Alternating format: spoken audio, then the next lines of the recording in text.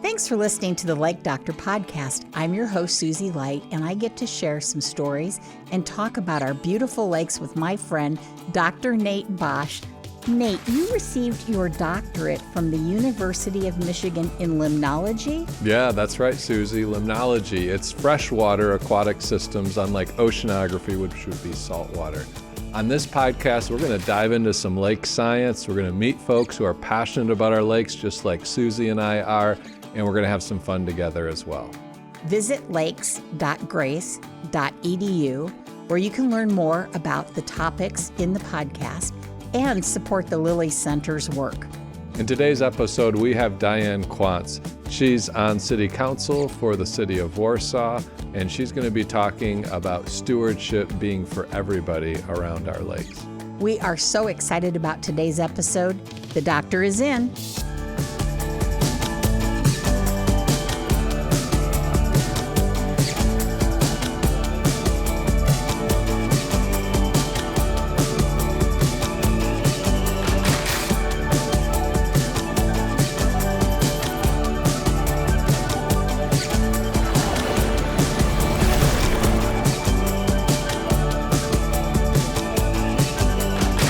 Thanks for joining us for this episode of the Lake Doctor podcast. Today we have Diane Quance.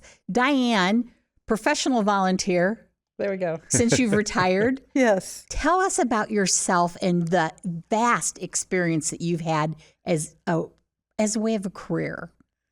Oh, gosh. Well, when I was in 8th grade, we had to do a paper, and I could not decide if I wanted to be a minister or a social worker. And I kept going back and forth between the two, and I finally landed on social worker. And of course, later realized that was being a minister.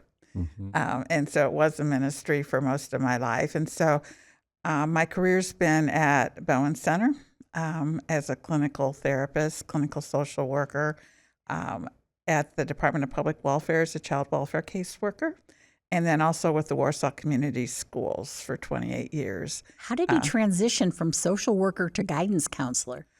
They're not very far apart. Actually, because you're working with families and children, and I wanted to get in before the kids that I was seeing in my office as a clinician. I thought if I could only intervene just a little bit earlier, maybe if I could provide something before they get to the point where they need to be in clinical counseling, that I could make more of a difference if I could reach kids at that point. And so that's why I then pursued and got my school counseling license as well then. So tell us a bit about your family. I've met your mother. Yes, you have. Well, I am the oldest of 5 children. I do have a sister that's deceased, unfortunately. But we all grew up. I grew up in South Bend to begin with through my elementary career, and then we moved to Plymouth when I was in middle school. My dad was a great environmentalist and a nature photographer. And my earliest memories are of camping. They have pictures of me at 6 months old outside the tent at Turkey Run. And those were the kind of vacations that we took growing up and the kinds that I still take now. So that's been a really important part of my life.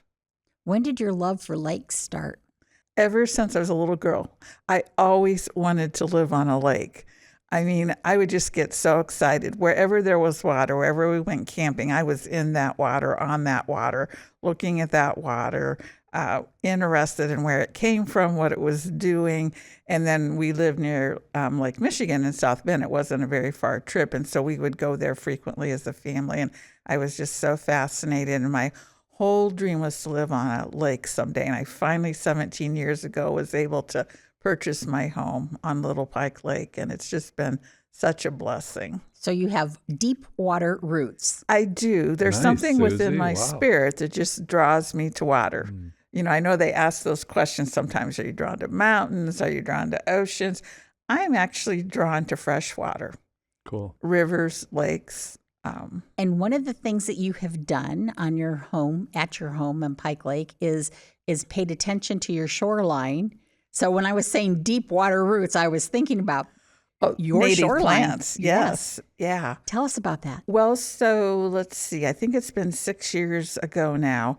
I knew I was going to need to put in a seawall. I don't know if you know about scouring, but scouring is the action of waves up against seawall, and it hits the wall and goes underneath and goes around like this, and eventually it wears away underneath, and that's why seawalls sink. And lots of times you see them tipping forward. And so I really wanted to do a total glacial stone seawall, but where I am, that's not possible because it's too narrow there. And so I had this plot, 114 feet by about 12 feet, and it had been totally dug up to put the seawall in because they pour the footers way back. And so I thought, I have the opportunity to do whatever I want to with this ground. And I decided I was going to put native plants in along there, that it wasn't just going to be a lawn mowed right down to the seawall and then the seawall. And so I started my adventure. I started off with 6 little plants, and it looks almost like a jungle now.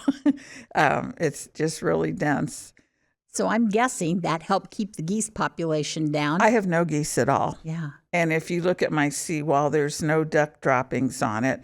They come up and will come into the yard and eat my bird seed, but then they leave. They don't just hang out there because it's not safe for them because there's a wall of grass and they don't know what's behind it, of tall plants. Mm-hmm. And so they just don't hang out on my lawn. So I don't have those problems that a lot of my neighbors have with everything covered up with that. So we were a little remiss in the introduction because we didn't introduce your teammate here. Oh, yes. Well, Oakley's down here sleeping. He's quite comfortable being in the spotlight. He's often with me when I'm preaching, so he's heard the sermon several times by then, so he just lays down and listens. Oakley is your service dog? Oakley is my service dog, and I'm hearing impaired. It's been kind of a gift to have him because then people notice, otherwise you would not think that I live with a disability. You just wouldn't notice that about me. And last year I was on a raft on Grassy Creek and taking students through to understand better the water and where it comes from, where it flows, what kinds of plants and animals are native, what kinds are invasive. Just enjoying that time with them. And there was a little boy on my raft, and he had hearing aids, and he was so excited to meet somebody else that also had hearing aids. And I showed him my hearing aids, and we talked about it. And I got the sweetest note from his mom later about what a difference that made to him to see somebody in that role that was also hearing impaired like he was. And I was very careful to, speak directly to him, and so he could really participate. And it was just a blessing to be able to share that. One of the gifts I think that you have is building relationships. Yes. You've done that in your volunteer work. Tell us a bit about the many organizations that you're volunteering and helping. I decided when I graduated from high school, in other words, retired, that I was going to really think purposefully and intentionally about those things that I was involved in, because I get asked to be involved in so many things, and you do a lot of the asking, ma'am. Purposefully retired, active in the community. Yeah. And one of my great passions is the environment and our stewardship of the environment, and it's also working with youth. And so I thought, combining those two, working with organizations. So I volunteer for the Lilly Centers of Lakes and Streams, and 2 main ways, I would say. In the summer, I get to take college students out once a week to do water testing, but we do a lot more than just test water. We talk together, we share stories. I share with them my passion for the environment, why I think it's important, try to share my excitement and joy, what I'm doing with them. And oftentimes we end up in kind of deep conversations about where they're going to go next and where God might be leading them in their lives. And so that's a real blessing just to be able to share with them in that way.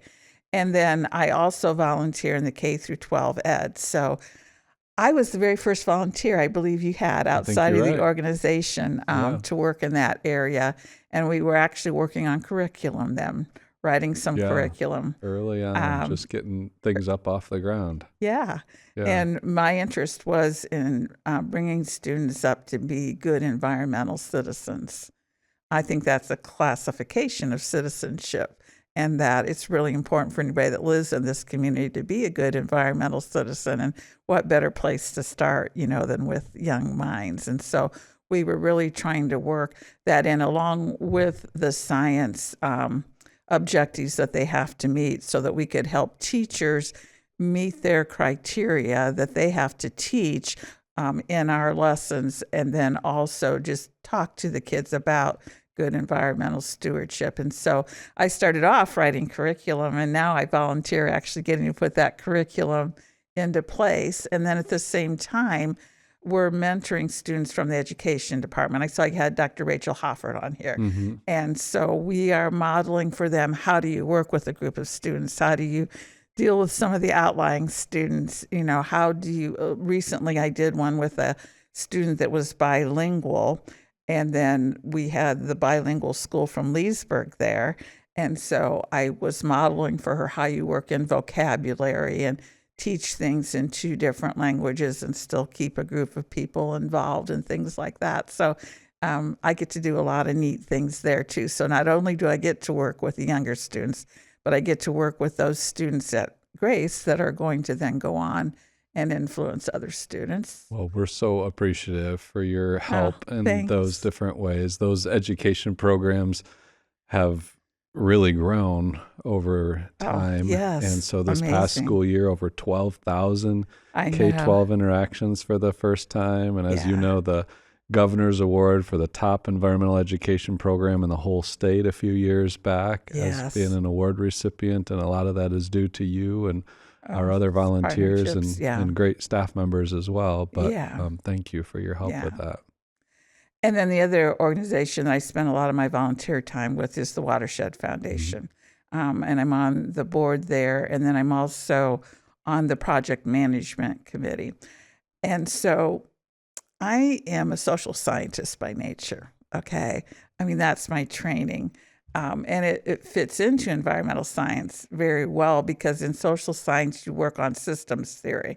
And systems theory says that anything you do in one part of your universe has a ripple effect and spreads out to other parts so that you can't just see behaviors or actions or things in isolation.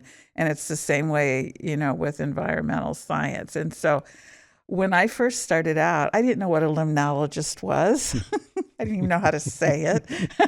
But, I just didn't know a lot of stuff. I kept teasing Nate that if they ever offered his class in silver sneakers, I was going to have to go take it so I would know what was going on. I'll go with you.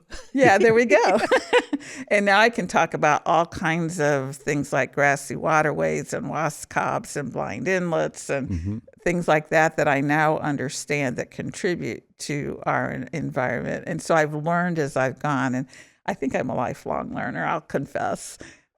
That's so true, though. I mean, when we think about that systems theory and we think about an ecosystem, it's all about interconnected parts. And I think it's just so cool how God made the world to be interconnected, everything in relationship with each other. There's so many connections with how we should live our daily lives as humans interacting with each other, as well as how we then steward God's creation. And even that ecosystem terminology is starting to even move into business circles. I hear people talk about business ecosystems and how one thing will influence other things and needing to create a good environment so that things can thrive even in the business world. So that's really cool how that's all interconnected. Yeah. Diane, you're one of the most multifaceted people I know. Oh, my. Thank you. Your volunteerism, your education, your career. But one thing we want to talk about with you, you are only the 4th woman who has ever been elected to serve the Warsaw Common Council, the city council. Yeah. Where does your passion for service come from? I think I grew up in a family where giving back was emphasized and giving out of your gifts. And so we did not grow up with a lot of money. And as a retired single person, I still don't have a lot of money, but I have time and I have talents and I have things that I can contribute. And I've learned that those are just as important. Sometimes more important. Yeah. And someday I'll have enough money to give to the community foundation and has set up something. But, at this point in my life, I have a lot of other gifts and skills to give. And actually, I ran for city council because I was concerned that there seemed to be a total lack of planning, that just things were springing up here, there, and everywhere. And I looked at our beautiful lakes and I'm like, there's a factory on that lake. And I was like, I don't want that happening. I want to be more intentional about where we have things and make this community a great place for people to live and work and play. And so I thought, well, I should run for city council. And when the opportunity came up, I just did. And at the time, of course, I didn't realize that I was breaking a glass ceiling. I had no idea. I went on to become the first president of Warsaw City Council, now the first member of the Board of Works that was ever been female, and so it's like, but I didn't know that I was doing that. I just saw something that I thought needed to be changed, and I thought I have the skills that I could help with that. I'm going to volunteer. I thought I was volunteering my time. I didn't know I was going to get paid my $300 or whatever it was at the time. But, here we are. And I wanted to make a difference. And so that's when I went in. And then I walk in the room and there's like me. And then there's 4 other men that are really well known in the community. I'm like, oh, am I in the right place? You certainly are. Yes. You certainly are. Yeah. Yes. So what do you see as the government's role in stewardship or environmental management? Yeah. Well, obviously, as you've heard Dr. Bosch talk about, the lakes are a huge part of the economy. And part of what a social scientist does, a social worker does, is figure out who your target audience is and what's important to them. And so I remember you and I talking the first time you were going to come and present to city council. And he said, well, what should I talk about? And I said, start with the economic impact, because that's where they're tuned in. That's their job. But I think that we own a lot of the lakeshore as a city, especially on Pike Lake where I live. The city owns a large part of that lakeshore. Because it's city park? Yeah, it's city parks. We have several. When you think about it, Sure. You've got Lucerne, and then you've got Beyer Park, and then you've got where the trails are. So we own quite a large part of it. And to me, part of the responsibility of the city is to make that accessible to everyone. And I've enjoyed serving on the park board. I'm not currently on the park board, but I was for years and years and years. And I so enjoyed that because the park board is very like-minded with that.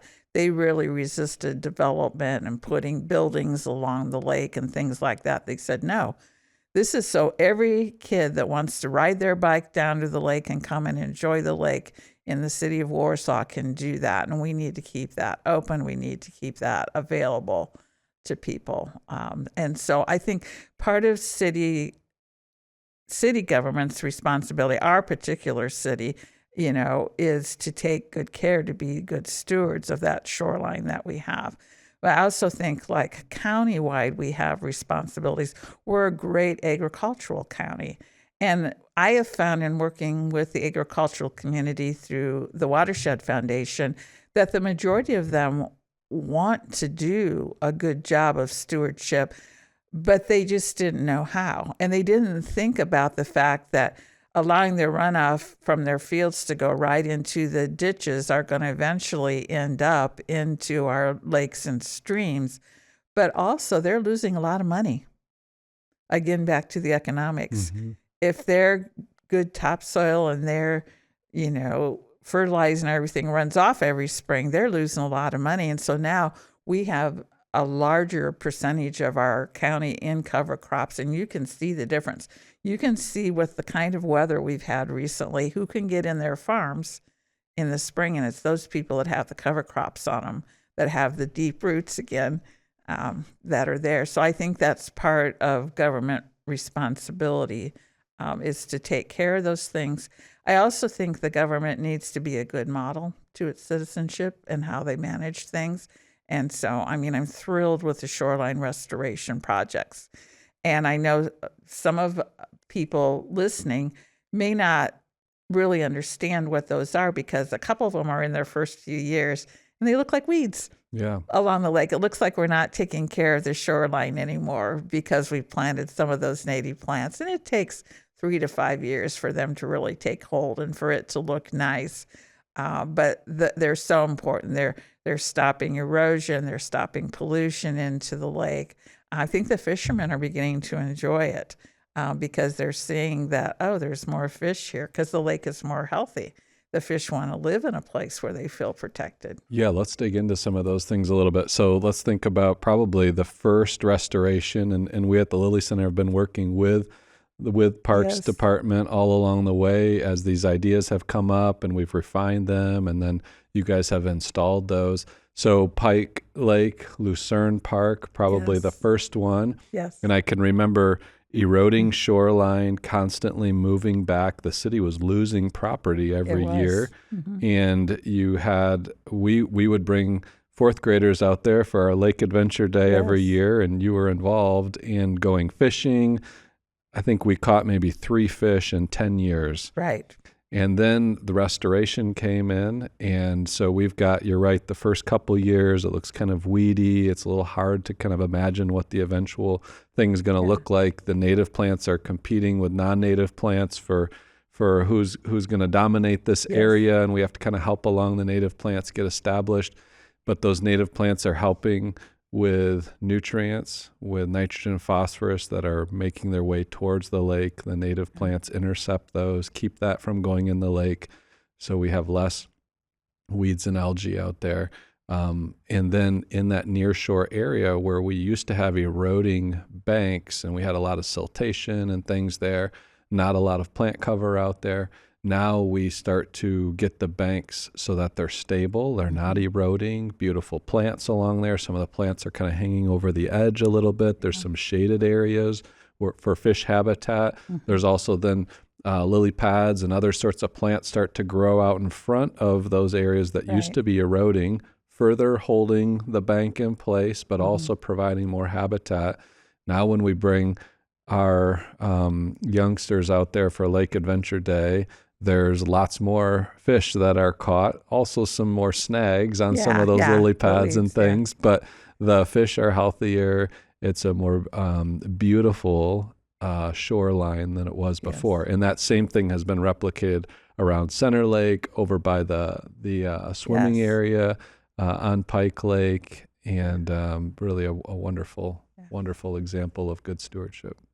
And communicating the why it's important is important so that folks understand it isn't weeds, folks. Yes. Yeah, I think that is really important. And for anybody along the lake that wants to plant, and start off like I did, you do start off slowly, and your neighbors start to wonder if you're not taking care of your yard. And you get, these little questions like, well, what are you doing over there? And, well, why are you doing that? And pretty soon I get like, well, could I have a start of this? And could I have some of this for my house? So it eventually works out, but it takes a lot of work. I think I spent 3 hours this week, because I knew you were coming, just weeding out some things too, because it does take work. But the other thing I'm really, I don't want to say proud of in terms of like that it was my doing, but I think when you're in public government, you have to have a global picture, not just of what's going on now, but you have to be visionary. A future view. Yes. How are the decisions that you're making right now going to affect future generations? And so a couple of things that I'm most excited about, I think, are those shorelines. And then there was a joint project that came about with DNR. And I was kind of the person that was the catalyst for that, because I was talking to someone from U.S. Fish and Wildlife, and I was saying, the boat ramp at Pike Lake, every year we get this hole at the end of it, and they're dumping truckloads of gravel in there. And he's like, well, it's not long enough. You should get a DNR pier in there. And I'm like, well, how do I do that? And so we just started talking about it. And that first accessible handicap pier at Pike Lake, we had U.S. Fish and Wildlife there. We had the biologists from DNR because they had to do a biological environmental study to put that in there. We had the parks department there. We had the cemetery department because the cemetery owns part of that land down there. We had our street department there because of the parking lot. There were all these kinds of things. And once I was able to just get all those people together talking, then I could step back and watch it happen. And it was just so thrilling to see the big semi trucks come with these preformed concrete ramp, and it was in 230-foot sections, so it goes out quite far in the lake, and put that in there. And then to see the handicap pier go in, and then the first time I went by and saw somebody in their wheelchair out there able to fish and to get into a boat, that was like, wow. And then when it came time to look at Center Lake piers, it was like a no-brainer. I didn't even have to get involved. They're like, oh, yeah, we could do that same thing here. And now we have a handicapped accessible pier there, too. And I think that those things are so important, and they'll be there long after I'm gone, that people will be able to enjoy this. And I had a little small part in it. And I don't know if you feel like that about the boardwalk on Pike Lake, but when I came on city council, that boardwalk was a mess. And so the first thing I asked was, well, who's taking care of this? And there was just dead silence. I'm like, well, whose responsibility is it? Dead silence again. I said, well, I think it's our responsibility because it's in a park, and I think we better get a line item in our budget that we're going to start taking care of this. And now it's taken care of beautifully.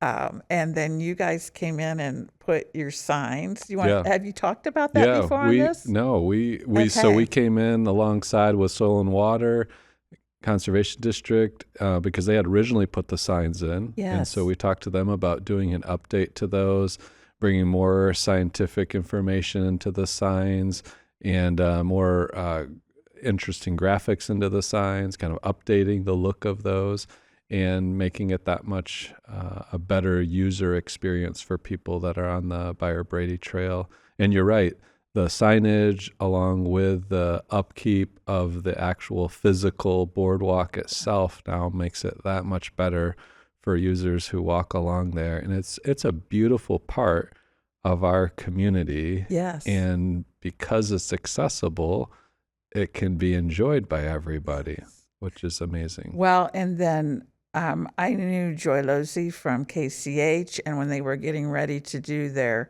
parking lot, and I was like, we've already got a runoff issue there. Can we talk about this? And so we had great conversation. We now have one of the demonstration for around the United States retaining walls there. And then we have an impermeable surface there right along with the amphitheater where kids can go and sit and we can give lessons to and things. So Soil and Water uses it, Lilly Center uses it, TWF has used it, in order to have the kids sitting there and doing educational things. But I think those community partner things are really important. And like another one we just are in the process of doing is with Simmer Biomet. And they mowed great amounts of lawn. And they said, is there anything we could do differently? And they were flooding the roundabout out on Old 30. And so we started talking about it. And we were like, well, this could go into prairie and we could build some retaining ponds and we could do these things. And they got really excited about it. And so that's been a joint project that's going up there. So that's an exciting, community partner thing. So Nate, Lilly Center's partnered with the city of Warsaw on a couple of projects. Can you share some of that? Yeah, so we've talked about a few of them already, some of the shoreline restoration areas, Byron Brady Trail, and doing some of the signage along those things. We've also done a lot of educational programs. So the city of Warsaw has a stormwater utility. I think one of your former students might be there. Yes. So Ryan was in that position for a number of years, right from graduating from Grace College. He had done some intern work there at the city, and that was just great connecting point. So with stormwater, they have certain educational responsibilities with the state of Indiana. And so the city of Warsaw decided, hey, rather than get our own part-time educator to do some of these responsibilities, let's instead contract with a group that's already doing education in our local schools, Lilly Center for Lakes and Streams. And so we were, back to Diane's point of working on some curriculum development. We developed more curriculum in that stormwater space, and we're able to then start doing some of that education work on behalf of the city. I also think about doing E. coli research. And so Pike and Center Lakes both had E. coli issues year after year. Yeah. We looked at data from the county health department, 15 years. Both of those beaches closed over a third of the time due to high E. coli levels. And we were able to come in, do some research there with some funding from K21 Health Foundation, and figure out what's causing the E. coli, how can we fix it, and then we're able to come alongside the city then to implement some of those recommendations and fix the problem. So and then our Parks Department had traveled around and looked at different lakes, and now we actually remove the animal waste from the sand rather than just turning it under. And we had to close Center Lake, I think, once this summer. But that's like the first time in several years, and Pike Lake hasn't been closed at all. So. Yeah, that's amazing. From being closed over a third of the time, I believe Center was around 33%, Pike was 44% over 15 years of time, to then now having just one closing over the last several years is pretty amazing, because those are sampled every single week. Those beaches are. I also think it's fascinating that you did the research to find out that E. coli was not caused by poor sewer systems around the town. It was caused by animal waste. Specifically, ring-billed gulls. Yes. Ring-billed gulls. Okay. Yeah, so it got pretty specific. It wasn't just generic E. coli. It was, okay, what genetic strain of E. coli are we seeing? Yes. And so we actually did some genetic testing of the E. coli. We had tested human waste, pet waste like dogs. We had looked at geese, mallard ducks, as well as the gulls, and found the positive match for the gulls. Yeah, really interesting. And it's that's what we like to do at the Lilly Center, applied research, where the research has a definite application locally where we can help solve a problem. Yeah, back to those systems. Yeah. And let's talk about the chemical spill. Yes. Because we had a chemical spill in the city, and so their Little Center was great. They're like on 24/7 call. We're like, hey, we don't know what went into the lake for sure. We don't know how much. We don't know how it's going to affect it. And they were just right out there testing it and following up for several weeks afterward. Yeah, it was an unfortunate circumstance that ended up with, I think, a good and becoming better by the day result, because we're doing some really cool planning. So just to remind our listeners of that, or if they haven't heard of that, 2018, we had a fire in a chemical facility, and water put on the fire ended up washing inadvertently a lot of chemicals then down into Winona Lake, which was just downstream of that facility. And so we were able to, we got a call immediately from the mayor. We were able to respond and be in the sort of emergency situation command center or whatever. And I can still remember sort of pulling up to the police barricades, and I needed to get in there at the mayor's request, and I didn't really have a special badge, so I just flashed my business card. Dr. Nate Bosch, Lily's, okay, sir, right this way. And so that was pretty exciting, but we very quickly had a whole chemical inventory from the company. We're able to look at which ones we needed to be concerned about in the lakes, which ones we didn't. Very quickly pulled together amounts that went in from each of those chemicals. All the while we're sampling. We're able to work with Indiana Department of Environmental Management, Homeland Security, the DNR.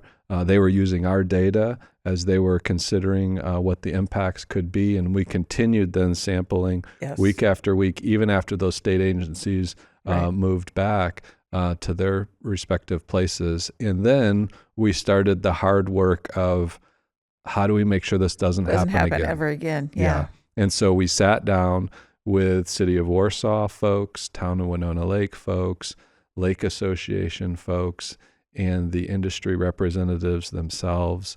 And we started to look through different voluntary things that they could do, reducing volumes of some of those chemicals, storage, do more just-in-time manufacturing where they just pull things in just as they need them, and even creating more of a levee system around to help hold in that sort of an event if it would happen again in the future, and just ended up with a great result. And now cities in conversations with them about potentially moving locations away from the lake, and it's just really has come together. We haven't had that situation again since then.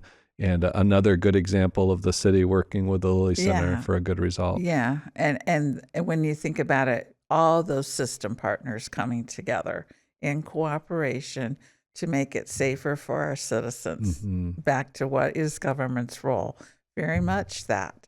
But that wouldn't have happened like that if there wasn't a relationship before then. Right. If there hadn't. If I hadn't ever been working at the Lilly Center and Ryan hadn't, been educated there, and then we came together and said, hey, somebody's already invented the wheel, let's not redo it. If those partnerships hadn't been formed, and I think every one of us here sitting right here know how important relationships are and how important the way you treat other people is, through any relationship that you have, because you never know when you're going to be in connection with them again and when you can work together for the good of everyone. And so I just love to network. I know you do too. I know you do too. Yeah. But I also see God's hand in this. Yes. Stewardship is by faith what we're called to do. It is. Yes. And, in Psalm 19, it actually says that God's word is spoken through his creation. So we don't just have the written word of God. We also have the spoken word of God around us.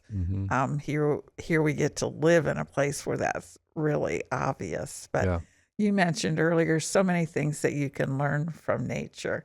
And just the interdependence of all those systems upon one another in order for everything to be healthy, I think is really important. And so, if I had to say anything, I would say you don't have to be a scientist to make a difference. You don't have to know how these things work, but you do have to realize that your actions play a part in it. If I didn't pick Oakley's dog poop up, I would be contributing to the E. coli in the lake. And it doesn't matter that I just live on the lake. It doesn't matter whether you live up the hill from the lake. And I'm telling you that if you live in Warsaw, you live up the hill from some lake. That's right. That's true. The city of lakes, right? And so wherever you are, just what you do is really important. And I think that's part of the responsibility that we all need to take for God's creation. Because if we don't, it's not going to be here. And I want it to be here for my grandchild, for my potential great-grandchildren. Yes. Yeah. It's legacy, right? It is legacy. And sometimes we need those quiet, still spaces to hear God speak to our souls. And we fill our lives with so much noise now that it's hard to get away. But every citizen in Warsaw, really in Kosciuszko County, can find a quiet place along a body of water to be in communion with creation where we were meant to be. And when that happens, you feel a difference. And then when you're removed from it, you feel a lack. And so you want to do things to make things better, to keep things good. How do you enjoy the lake when it's ice covered? I love the lake when Does it it's sing ice to you? covered. Yes. The cracks rippling across. They ripple across. You hear them. And there's so many different colors within that, and it's just fascinating to watch how it changes. I love bringing my 18 to 21 or 22-year-old college students out into nature and have that same sort of experience, almost a childlike fascination and curiosity and Yes. excitement about creation around us that somehow gets lost. Maybe in those middle high school years, it seems. Yeah. Maybe a biology teacher told them science was all about memorizing terms or something Yes. like that. Yeah. And some of that wonder was lost from the outdoors. Yeah. And so bringing students back into that, I love doing that as a college professor. That's really Yeah. fun. So, Yeah. Nate, we talked about one of your students doing something environmentally. Yeah. Tell us about what other kinds of activities the students that you've interacted with when they graduate from Grace, where do they go? What are they doing? Yeah, lots of different places. Most of them stay in northern Indiana. And Yeah, so we're sort of seeding our region with great environmental professionals. But I usually think of them in three different categories. I think of government, as we've just been talking about. Sometimes we call that the public sector. And we've had students go into all levels of that, all the way up to the federal level. We've had students go to the United States Department of Agriculture. We've had students go to the state level, working for the Department of Natural Resources and Fisheries, or the Indiana Department of Environmental Management into permitting and regulation of environmental rules. We've had students go into county level as environmental professionals, public health folks, parks and recreation. We've had students go into city level, which we've been talking about, stormwater, for example, with the city of Warsaw. And then when we look at the next major category, that would be for-profit or corporate sorts of jobs. Might be environmental consulting. We've had students go into that where they're doing environmental restoration projects or environmental restoration studies. We've had students go into wildlife control, become agricultural producers, agricultural research and development, arborists, so they're focused on trees. We've had students go into not-for-profit, and then addressing. yeah. Yeah. So not-for-profit would be that third category, and that would be working for zoos. We had a student go. She's working at Girl Scouts of America. Other out on the coasts, some students have moved into nonprofit organizations, and so all of those different sectors, we've sent students out. I should mention also in the for-profit environmental law as well. Another direction that students have gone into, and so And in so proud environmental of them. engineering. Yes, Um, yeah. Environmental engineering is one of those things. For example, if we're looking at a boat ramp, or we're looking at a lake shore, or the side of a creek bank, and we need to, and it's eroding, or there's some degradation. How do we engineer that in such a way that it's going to stand up to the test of time, and that it's going to be a benefit to the environment rather than something that's continuing to be degraded? And we need those folks who have that expertise and can plan that well, and then we get that implemented. I haven't mentioned being on Plan Commission, but on Plan Commission, we look at plans for developments in the city. And so I have gotten a reputation, and the builders know that they better not come without knowing whether they're going to have water retention or detention, and that they better have green space built into their plan for the residents, both of which are required by law, but sometimes people don't give, as much emphasis to that. But I think those are the kinds of things where the student just takes one environmental education class at Grace and doesn't even go into it as a career, it's going to affect you for the rest of your life, in wherever you find yourself, because you're going to live in this world, and you're going to work at places that affect this world. Yeah. And having that knowledge, that background, that appreciation is really huge. Yeah. Yeah, and we have three different majors, and so in the environmental academic area. And so students take many classes in Yes. those to get prepared to be those environmental professionals. And then what's great is they're not only having an impact when they're here as students, maybe working for the Lilly Center as an intern, but then they're having a multiplicative effect when they graduate and move out into our communities and continue to have a big impact. You know, when I was growing up in school, the careers that were open to me were probably limited by my imagination, but it was limited by what I saw. Teachers, nurses, doctors, you know, the list. I'm hoping your listeners are listening to this and saying, oh, I have a high school student that might be interested in these potential careers that you're talking about, or a grandparent who says, oh, I've got a grandkid going off to college. Grace College could be an option, and these kind of careers could be a great option. Mm-hmm. And may I say that it's never too late? Mm-hmm. Diane, are you going back to school? Well, yeah, I am going back to school, but I was just thinking about Indiana Master Naturalists. Yes. So that was one of the things that I did the year before I was going to retire, because I knew that this is where I wanted to devote some of my time, and I felt ignorant. And so I took Indiana Master Naturalists here in Kosciuszko County, and here in Kosciuszko County, it's a great program because they spread it out over the year. So like you're studying wildflowers at the time wildflowers are blooming, or you're studying the lakes and you know, the environment in the lakes at the time where we can get out and do some things with them. And so it doesn't matter how old you are, but when you become an Indiana Master Naturalist, you have continuing education hours involved that you have to do to keep up your certification, which Lilly Center puts on all kinds of hikes and programs.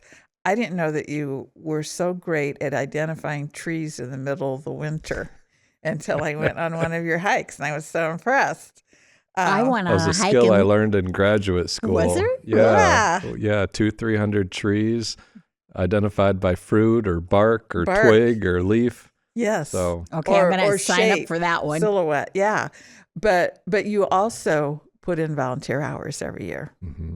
And so that's how you keep that. Like just recently, I went to Wabash State Park and taught a day on watersheds. Oh, cool. For the junior master naturalists that were there.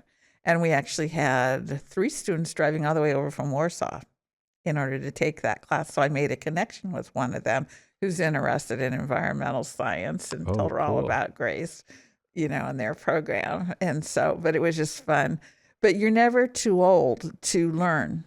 And to learn about your environment and to become more involved. And so, like Nate and I were laughing today because he was saying, well, now, what is this for? And I go, okay, I think I know, but let me double check, you know.